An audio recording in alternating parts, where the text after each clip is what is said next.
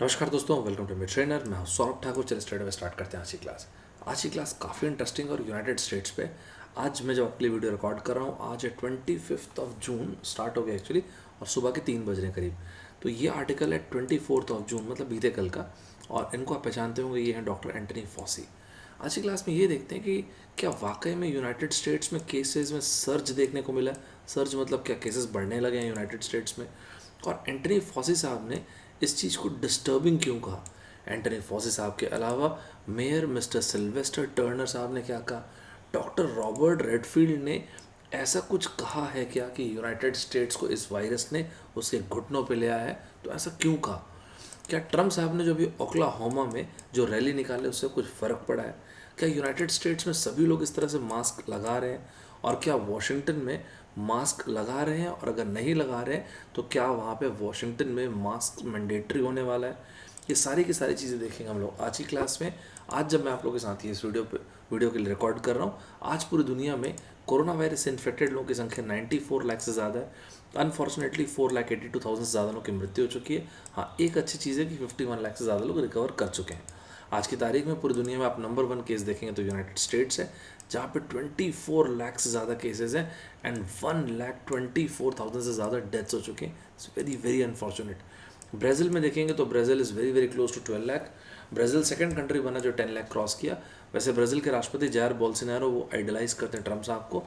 और ब्राज़ील में total deaths देखेंगे तो 50,000 से ज़्यादा है। टोटल केसेस में देखेंगे जो हाईएस्ट में थर्ड नंबर पे आता है वो है रशिया, जहाँ पे 6 लाख से ज़्यादा केस है, और फोर्थ नंबर पे आता है हमारा भारत, जहाँ पे केसेस हैं 4,72,000 से ज़्यादा। अनफॉर्चुनेटली 4,500 से ज़्यादा लोगों की मृत्यु हो चुकी है। बाकी लिस्ट आप देख लीजिएगा वीडियो को पॉज करके, क्योंकि मैंने इंडिया तक आपको बता दिया है। अब आते हैं यूनाइटेड स्टेट्स में। तो आप अचानक देखेंगे तो बीते कल मतलब 24 को लॉ मेकर्स को एड्रेस करते हुए फॉसी साहब ने बोला कि ये जो यूनाइटेड स्टेट्स में जो सर्ज देखने को मिल रहा है कोरोना वायरस में, दिस इज़ एक्सट्रीमली डिस्टर्बिंग।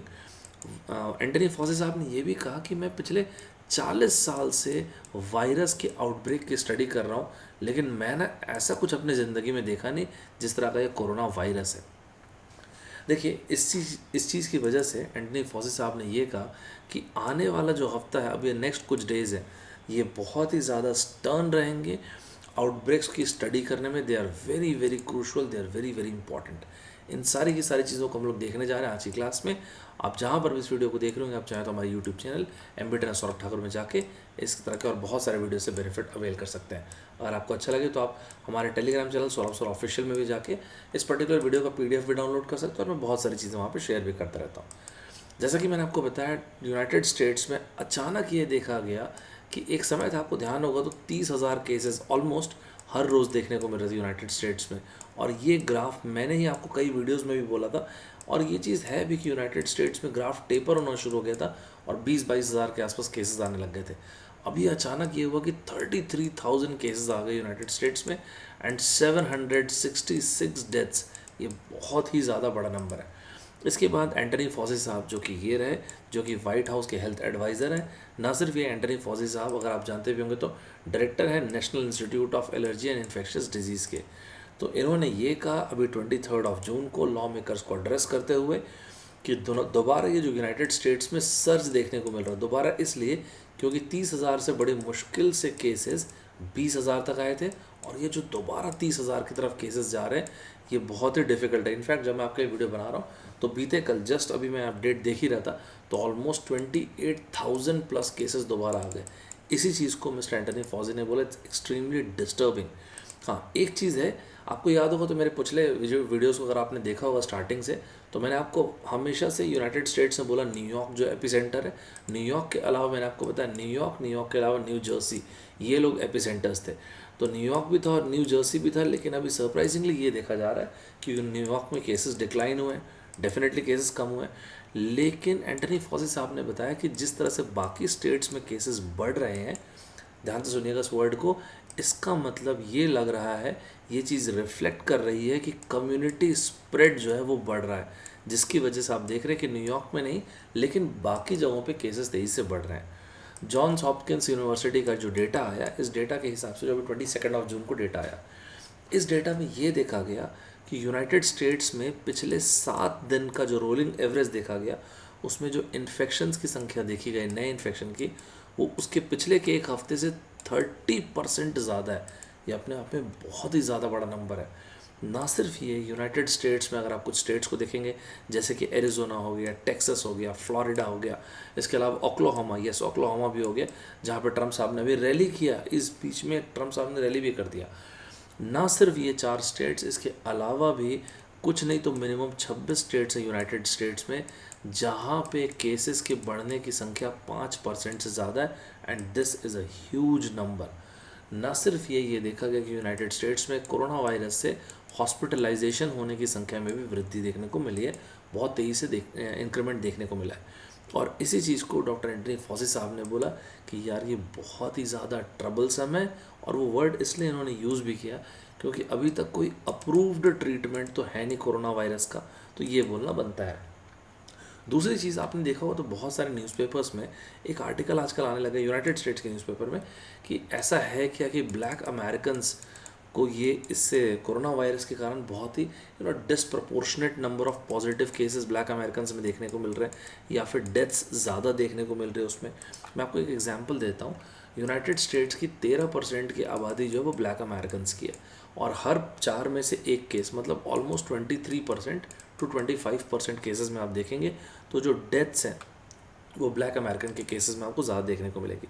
और इसलिए मिस्टर रॉबी रश हैं, जो इलिनॉइस के डेमोक्रेटिक के रिप्रेजेंटेटिव हैं, उन्होंने बाकायदा एंटनी फॉसी से पूछा, डॉक्टर एंटनी फॉसी से पूछा क्या इसका कारण इंस्टीट्यूशनल रेसिज्म है, और मिस्टर फॉसी ने कहा है यस, इसका कारण इंस्टीट्यूशनल रेसिज्म बिल्कुल है। ना सिर्फ इन्होंने बल्कि होस्टन के मेयर मिस्टर सिल्वेस्टर टर्नर ने अभी ये देखा कि 23 तारीख को 23 जून को अचानक केसेस 24 घंटे में 1700 से ज़्यादा केसेस देखने को मिले, तो उन्हें एक स्टेटमेंट बोला, we are moving very fast but in the wrong direction. ना सिर्फ इन्होंने, डॉक्टर रॉबर्ट रेडफील्ड ने, जो कि डायरेक्टर हैं फेडरल सीडीसी के, अगर आपने इनको देखा हो तो ये डेली, ये सब लोग डेली न्यूज़ में आ रहे हैं एक्चुअली, ये रहा इनका नाम भी लिखा हुआ है, डॉक्टर रॉबर्ट रेडफील्ड ने, इन्होंने एक बहुत ही इंटरेस्टिंग स्टेटमेंट बोला। इन साहब ने ये कहा कि ये एक वायरस ऐसा है जिसने यूनाइटेड स्टेट्स को उसके घुटनों पे ला दिया, उसके नीज़ पे ला दिया। देखिए इन सभी आर्टिकल्स को जब आप पढ़ेंगे तो उसमें ये लिखा हुआ मेनली कि यूनाइटेड स्टेट्स में जो core public health care capabilities थी वो वास्टली अंडर फंडेड थी, और इस वायरस ने उसको जग जाहिर कर दिया, ऐसा उनका कहना है। इसके अलावा मिस्टर रॉबर्ट रेडफील्ड ने एक बात और कहा है, उन्होंने ये कहा है कि ऐसा लग रहा है कि इस वायरस के चलते यूनाइटेड स्टेट को स्पेंड करने पड़ सकते हैं $7 ट्रिलियन इस छोटे से वायरस के ऊपर। देखिए आपने देखा होगा तो दुनिया के काफ़ी सारे जो एक्सपर्ट्स हैं वो लोग, उन लोगों ने मिस्टर ट्रम्प को काफ़ी क्रिटिसाइज़ किया है। जो मेन जो 2 रीज़न जिसके कारण मिस्टर ट्रम्प को क्रिटिसाइज़ किया जा रहा है वो ये है, और अभी नहीं काफ़ी समय से, कि सर आप बहुत स्लो रिएक्ट किया आपने। और वो स्लो रिएक्शन इसलिए बोल रहे हैं क्योंकि जब वायरस एशिया में था, एशिया के बाद अगला हॉटस्पॉट याद है आपको, ईरान से एक्चुअली यूरोप आया था, ईरान में केसेस बने थे, फिर ईरान से हुआ था यूरोप, और उसके बाद हुआ यूएस, और अब तो फिर आप देखेंगे तो साउथ अमेरिकन कंट्रीज़ और साउथ एशियन कंट्रीज़, मतलब मेनली ब्राज़ील, इंडिया, इन सभी जगहों पे है ना, हमारे यहाँ पे भी। तो जो जितने भी एक्सपर्ट्स हैं उनका कहना है कि ट्रम्प साहब ने बहुत स्लो रिएक्ट किया। दूसरी चीज़, एक और पॉइंट जो कहा जाता है वो ये कहा जाता है कि सर आज भी ना आप बहुत ज़्यादा डाउन प्ले कर रहे हैं इस वायरस की सीवियरिटी को। आप समझ नहीं सर, ये वायरस बहुत बहुत ज़्यादा सीवियर है। देखिए यूनाइटेड स्टेट्स में अगर आप देखेंगे ना तो आधे से ज़्यादा स्टेट्स में, मैंने जैसे आपको बताया कि केसेस कंटिन्यूसली राइज कर रहे हैं, और इस बीच में ट्रम्प साहब ने ओक्लाहोमा में, क्योंकि आपको याद होगा तो 3 नवंबर को यूनाइटेड स्टेट्स में राष्ट्रपति पद का चुनाव है, जिसमें एक तरफ ट्रम्प साहब होंगे और एक तरफ होंगे मिस्टर जो बाइडेन। तो ओक्लाहोमा में इस कोरोना वायरस के बीच में भी ट्रम्प साहब ने बाकायदा एक रैली निकाली। ये बहुत ही, मेरे ख्याल से कि ये थोड़ा अनफॉर्चुनेट हो गया कि शायद इसको अगर पोस्टपोन करते तो मेरा ओपिनियन है कि शायद बेटर रहा होता। आप अपना ओपिनियन शेयर कीजिएगा, आपको क्या लगता है, क्या ये वाकई में इस कोरोना वायरस की सिचुएशन में ओक्लाहोमा में मिस्टर ट्रम्प को रैली निकालनी चाहिए थे कि नहीं। और इस वक्त पे उन्होंने ना सिर्फ रैली निकाला, एक और बात ट्रम्प साहब ने ये भी कहा कि देखिए जितनी ज़्यादा टेस्टिंग हो रही यूनाइटेड स्टेट्स में, जिसके कारण कोरोना वायरस के नंबर हमारे देश में इतने ज़्यादा देखने को मिल रहा है। बाकायदा मिस्टर ट्रम्प साहब ने कहा कि हाँ, एंड दैट इज़ वाई मुझे लगता है कि हमारे यहाँ पे टेस्टिंग कम कर देना चाहिए। इस पर तुरंत डॉक्टर फॉसी आके बताया, मतलब इस स्टेज पे नहीं, लेकिन डॉक्टर फॉसी ने तुरंत थोड़ी देर के बाद बताया बिल्कुल भी नहीं, हम लोग टेस्टिंग वगैरह कम नहीं करेंगे। ट्रम्प साहब से थोड़े समय के बाद एक अखबार में पूछा गया कि सर आपने बोला कि टेस्टिंग कम कर देना चाहिए, तो सर आप डेफिनेटली मजाक कर रहे थे ना। तो उस पर ट्रम्प साहब का रिप्लाई ये था, आई डोंट किड, मतलब मैं मजाक नहीं करता भाई, टेस्टिंग कम कर देना चाहिए। आपको ताज्जुब होगा जब मैं आपको एक और बताऊंगा, ये जो ट्रम्प साहब की ओक्लाहोमा की जो यात्रा थी, मतलब जो रैली थी, इसमें जब देखा गया तो इनके खुद के जो स्टाफर्स थे, जो इनके स्टाफ थे, उसमें कम से कम 8 लोगों की टेस्टिंग की गई। तो ये पाया 8 लोग जो है वो कोरोना, कम से कम 8 लोग हैं जो कोरोना वायरस के लिए पॉजिटिव पाए गए। अब आप सोच लीजिए, यूनाइटेड स्टेट्स में अगर आप देखेंगे तो आज की तारीख में यूएस में, जैसे आप पूछेंगे कि क्या क्या स्थिति है, तो यूएस में हम लोगों ने देख ही लिया 24 लाख से ज़्यादा लोग कोरोना वायरस के लिए पॉजिटिव हैं। हमने देख लिया कि 1.25 लाख से ज़्यादा लोगों की अनफॉर्चुनेटली मृत्यु हो चुकी है।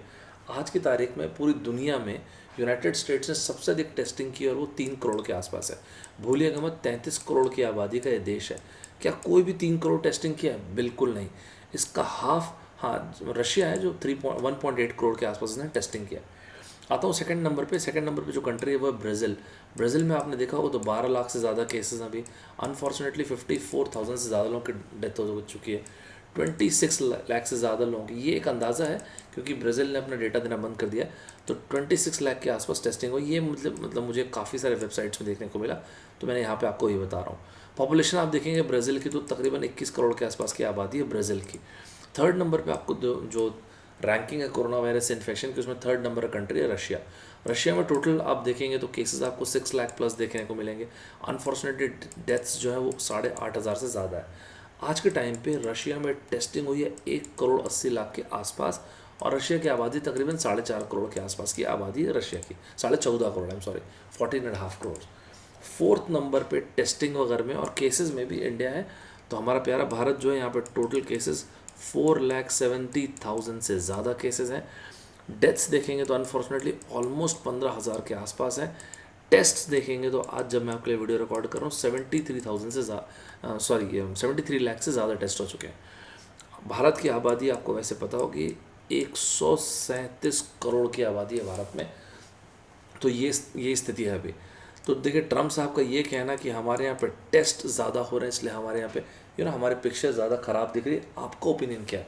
क्या वाकई में यूनाइटेड स्टेट्स को टेस्ट कम कर देना चाहिए? क्या इससे सिर्फ एक फ्लावरी रोजी सी जो मूवी पिक्चर बनेगी पेपर पे कि हाँ टेस्टिंग कम है तो केसेस कम दिख रहे हैं, क्या ये लॉन्ग टर्म में अच्छा होगा यूनाइटेड स्टेट्स के लिए? आप अपना ओपिनियन ज़रूर शेयर कीजिएगा। तो कुल मिला के आज की तारीख में आप देखेंगे तो बड़े बड़े एक्सपर्ट्स का कहना है कि मेजर मिस्टेक्स जो मिस्टर ट्रंप ने किया है वो रिस्पॉन्ड करने में स्लो थे। इकोनॉमी को उन्होंने काफ़ी जल्दी ओपन कर दिया बिना किसी प्रिवेंटिव मेजर के, बिना किसी बैकअप प्लान के। और एक और चीज़ के लिए उनको काफ़ी ज़्यादा जो क्रिटिसाइज़ किया जाता है कि उन्होंने लोगों को एक फॉल्स होप दे दिया है। लोगों को अब यूएस में लगने लग गया है कि हाँ डेफिनेटली इस साल के अंत के पहले तक तो कोरोना की वैक्सीन आएगी। देखिए डॉक्टर फॉसी का कहना हमेशा ये रहता है कि देखिए सबसे पहले वैक्सीन के लिए हमको ये देखना ज़रूरी है कि वो सेफ़ है कि नहीं, इफ़ेक्टिव है कि नहीं, इसलिए ना हमको ये सब चीज़ों पे रश नहीं करना चाहिए। और इनका बोलना ये मेरे ख्याल से जायज़ भी बनता है क्योंकि अगर आप देखेंगे तो एक और तरफ साइंटिस्ट्स का ये कहना है कि यार इस कोरोना वायरस में there are way too many variables. Scientists का ये भी कहना रहता है कि हम तो खुद अभी कंटिन्यूसली सीख रहे हैं इस वायरस के बारे में। हम ये देख रहे हैं कि इम्यून सिस्टम जो इंसान का है वो किस तरह से इस वायरस को रिस्पॉन्ड कर रहा है, क्योंकि उसमें चेंजेस देखने को मिल रहे हैं। नेचर जो एक मैगज़ीन है, इस तरह की स्टडी रिपोर्ट्स जिसमें छपती रहती हैं, इस मैगज़ीन में ये छपा कि कोरोना वायरस का जो एंटीबॉडी बनता है वो ऐसा नहीं कि एक बार एंटीबॉडी बन के तो ज़िंदगी भर चल रहा है। ये देखा गया कि वो सिर्फ 2 से 3 महीने तक के शरीर में रहता है। एक आपको बहुत स्ट्रेंज चीज़ बताता हूँ। चाइना के एक डिस्ट्रिक्ट में जिसका नाम है वेंजू, यहाँ पे ये देखा गया, रिसर्चर्स ने ये पाया कि 37 कोरोना वायरस के जो केसेस थे, ये 37 जो लोग थे ये एसिम्टोमेटिक लोग थे। चलिए ये तो मैं समझता हूँ कि एसिम्टोमेटिक लोग थे। इससे भी बड़ी बात ये है कि ये 37 एसिम्टोमेटिक लोग कभी भी कोरोना का कोई सिम्टम शो ही नहीं किए। यार ये तो बहुत ताज्जुब की बात है। तो देखिए ना, हर एक पासिंग डे के साथ आपको एक नई चीज़ देखने को मिल रहा है इस कोरोना वायरस के बारे में, राइट। फॉसी साहब ने, जैसा कि आपने देखा होगा 23 जून को उन्होंने भी ये इस बात को बताया कि हाँ वैक्सीन आने में शायद नेक्स्ट वक्त, अभी हमेशा वो फॉसी साहब इस बारे में कहते ही रहते हैं कि वैक्सीन आने में हो सकता है कि नेक्स्ट ईयर के बिगिनिंग तक के कुछ मिलियंस ऑफ वैक्सीन आ जाएँ। आपने देखा होगा तो मैंने आपको मॉडर्ना वगैरह के बारे में डिटेल में ऑलरेडी बताया था, तो मैं आपको इसके बारे में अभी नहीं बात करता। आप चाहें तो इस पर्टिकुलर वीडियो में देखिएगा, मैंने इसमें डिटेल में बताया था वैक्सीन्स की 5 अलग अलग स्टेजेस क्या होती हैं, प्री क्लिनिकल ट्रायल क्या होता है, फेज़ 1, फेज़ 2, फेज़ 3 ट्रायल्स क्या होते हैं, और फाइनली फिर अप्रूवल क्या होता है। इसमें 5 अलग अलग कैटेगरी में जो डिवाइड किया गया है। मेनली जो 12 इंपॉर्टेंट वैक्सीन्स हैं उसमें मैंने मॉडर्ना के बारे में बताया, सिनोवैक के बारे में बताया, बीसीजी के बारे में बताया, ऑक्सफोर्ड यूनिवर्सिटी इसमें काम करा, मैंने सभी के बारे में एक बार डिटेल में डिस्कस किया, तो एक बार आप उस वीडियो को ज़रूर देखिएगा। कुल मिला के जो डॉक्टर एंटनी फॉसी साहब का कहना है वो ये है कि चाहे वो मॉडर्ना काम कर रही हो, चाहे जॉनसन जॉनसन काम कर रही हो, चाहे फाइज़र काम कर रहे हो, उनका कहने का मतलब बेसिकली यही है कि ये डिपेंड करता है कि लोग कितनी जल्दी वैक्सीन ला सकते हैं। ये इस चीज़ पे भी डिपेंड करता है कि वायरस कितना और म्यूटेट होता है अपने स्पेशली सेकंड और थर्ड वेव में, राइट। ये भी तो एक बहुत इंपॉर्टेंट फैक्टर है ना। देखिए, जैसा मैंने आपको बताया थोड़ी देर पहले बोला था कि डॉक्टर एंटनी फॉसी साहब ने हमेशा से ये बोला है कि यार मेरा 40 साल का एक्सपीरियंस है, लेकिन मैंने ऐसा वायरस नहीं देखा जो इतना ज़्यादा मतलब इतना प्रॉब्लम क्रिएट कर रहा है। ऐसा बार बार एंटनी फॉसी साहब ने काफ़ी बार कहा, आपने अगर आप देखा होगा तो। WHO ने भी इसी तरह की कुछ एक रिमार्क दिया। WHO का कहना ये है कि 16% लोग जो हैं, जो कोविड के जो ट्रांसमिटर्स हैं, बेसिकली 16% लोग हो सकते हैं कि एसिम्टोमेटिक हों। ना सिर्फ ये, इन्होंने WHO ने ये भी कहा कि 40% जो कोरोना वायरस का जो ट्रांसमिशन है, ये मेनली दिस कोरोना वायरस 40% जो ट्रांसमिशन है इज़ बिकॉज ऑफ कैरियर्स जो डिस्प्ले नहीं कर रहे हैं सिम्टम्स इलनेस का। तो यार ये तो काफ़ी टेंशन वाली बात हो गई, काफ़ी बड़ी बात हो गई। आपको ध्यान है तो इस तरह से जैसे इन्होंने मास्क लगाया हुआ है, तो आपको ध्यान होगा तो एक टाइम था जब CDC ने, वाइट हाउस ने, WHO ने, किसी ने भी, खैर WHO की तो बात ही छोड़ दीजिए, किसी ने भी मास्क को मैंडेटरी नहीं बोला था। क्या आज के टाइम पे यूनाइटेड स्टेट्स में सभी लोग मास्क लगा रहे हैं? मैं एक बात बोल सकता हूँ कि हाँ, मेजॉरिटी ऑफ द लोग तो मास्क लगा रहे हैं, लेकिन इस बीच में कई ऐसे लोग भी हैं जो मास्क लगा ही नहीं रहे। इनफैक्ट एशले स्मिथ, इनका वीडियो अगर आपने शायद देखा होगा, जो नॉर्थ कैरोलिना के हैं, इनका वीडियो अगर आप देखेंगे तो इन्होंने बाकायदा मास्क लेके ऐसा फ्राइंग पैन में डाल के आग लगा दिया, और ये फेसबुक में इस वीडियो को भी डाल दिया था, क्योंकि वहाँ पे काफ़ी सारे लोगों का कहना ये है कि ये मास्क वास्क लगाना ना इस तरह से जैसे इन लेडी ने लगा रखा है, यार ये हमारे फ्रीडम को ब्रीच कर रहा है। अब इस पर आप ही बताइए, पता नहीं, मैं तो क्या ही बोलूँ, मेरे समझ से बाहर है ये चीज़। तो मास्क लगाना फ्रीडम को ब्रीच कर रहा है। आप यहाँ पे इनका तख्ती ये देखिए, जो होर्डिंग इन्होंने रखा है, the new symbol of tyranny. यार, America's mask resistance is just the latest example of perennial struggle. यहाँ पे पेरिनियल स्ट्रगल इन्होंने बोला है क्योंकि इस तरह के स्ट्रगल्स पास्ट में भी बहुत देखने को मिले हैं US में। आप इस तरह का सिमिलर प्रोटेस्ट और भी देख सकते हैं, एरिजोना में देख सकते हैं, कैलिफोर्निया में देख सकते हैं। आप बिलीव नहीं करेंगे, इसी बीच में अगर आप फ्लोरिडा की स्टडी करेंगे तो फ्लोरिडा में आप देखेंगे जो नए केसेस हैं उसमें 87% का स्पाइक देखने को मिला है। आप देखेंगे पिछले हफ्ते तो ऑलमोस्ट 22,000 नए केसेस आपको देखने को मिले हैं। ना सिर्फ ये, जो इनका जो पॉजिटिव रेट, जो पॉजिटिव टेस्ट रेट है, मतलब पॉजिटिव टेस्ट रेट का मतलब मैंने आपको पिछले वीडियोज़ में भी कई बार बताया, पॉजिटिव टेस्ट रेट का मतलब होता है जितने लोगों को टेस्टिंग कर रहे हैं, जितने लोग ने जितने नंबर ऑफ टेस्ट्स कर रहे हैं उसमें कितने टेस्ट पॉजिटिव आ रहे हैं, चाहे उसके पीछे एक इंसान के पीछे 5 टेस्ट करने पड़े या 10 टेस्ट करने पड़े। ये फ्लोरिडा में डबल हो चुका है पहले से, और ये आज की तारीख में फ्लोरिडा में हो चुका है 11%। तो मतलब फ्लोरिडा में काफ़ी तेज़ी से केसेस बढ़ रहे हैं। ना सिर्फ यहाँ, आप एरिजोना में भी देखो ना, एरिजोना में भी 17,000 नए केसेस अभी देखने को मिले, और यहाँ पर भी जो स्पाइक हुआ है वो 90% से इंक्रीज़ हुआ है। जो पॉजिटिव टेस्ट रेट है वो यहाँ पे 20% हो गया। ये सब बहुत बड़े नंबर्स हैं। तब बड़े नंबर्स हैं जब आपने एक बार बोल रखा है कि ग्राफ टेपर होना शुरू हो चुका है US का। ना सिर्फ ये, टेक्सास के जो गवर्नर है मिस्टर ग्रेग एबट, उन्होंने क्लियरली बोल दिया कि भाई देखो, इतनी तेज़ी से केस एस्केलेट कर रहा है कि आज के टाइम पे टेक्सास में तो कम से कम सेफेस्ट प्लेस आपका घर है, ज़रूरी नहीं है तो मत निकलिए। ना सिर्फ इन्होंने, आप देखेंगे तो जे इंसलिन ने वाशिंगटन के, उन्होंने क्लियरली ये बोल दिया है कि अभी हम 26 जून से मास्क को मैंडेटरी कर रहे हैं। तो अजीब सा स्ट्रगल देखने को मिल रहा है यूनाइटेड स्टेट्स में आज के टाइम पे। मास्क पहनना है, नहीं, मास्क पहनने से हमारे फ्रीडम को ये इन्फ्रिंज कर रहा है। ऐसा लग रहा है कि यूनाइटेड स्टेट्स में मास्क एक नया फ्लैश पॉइंट हो गया। लेकिन आपको क्या लगता है, आप मुझे बताइएगा कि आपके हिसाब से मास्क पहनना एक पर्सनल और एक सोशल रिस्पॉन्सिबिलिटी का पार्ट नहीं है आज के टाइम पे पूरी दुनिया में?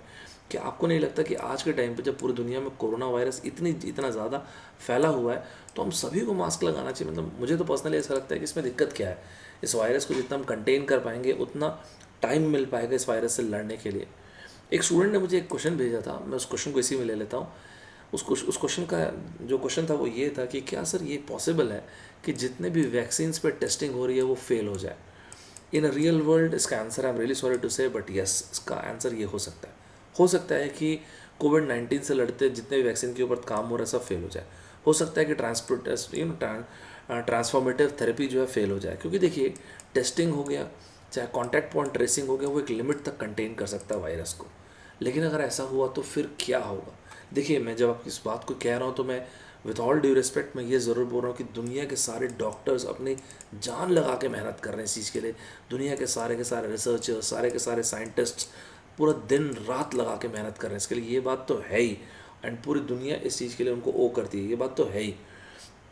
लेकिन इस केस में भी मैं आपको एक बात बताता हूँ, हर्ड इम्यूनिटी फिर फाइनली डेवलप कर जाएगी। देखिए मैं आपको एक सिंपल सी चीज़ बताता हूँ, अल्टीमेटली हर 10 में से 9 लोग ठीक होंगे ही होंगे, इसमें कोई बात ही नहीं है। लेकिन तब तक अपने आप को सेफ रखना, प्रोटेक्टेड रखना, ये बहुत इंपॉर्टेंट है। तब तक अपना ध्यान रखिए, सोशल डिस्टेंसिंग को मेंटेन रखिए, पर्सनल हाइजीन रखिए, मास्क वगैरह लगा के ज़रूर निकलिए। मास्क लगाना है कि नहीं लगाना वो बड़ी बात नहीं है, mask as a social responsibility मुझे ऐसा लगता है हम सभी को ज़रूर लगाना चाहिए। तो ये था मेरा एनालिसिस इस पर्टिकुलर टॉपिक पे। एंटनी फॉसी साहब ने जो कहा कि यूनाइटेड स्टेट्स में जो ये सर्च देखने को मिल रहा है ये बहुत ही डिस्टर्बिंग है। आपका ओपिनियन क्या है ज़रूर शेयर कीजिए कमेंट बॉक्स में।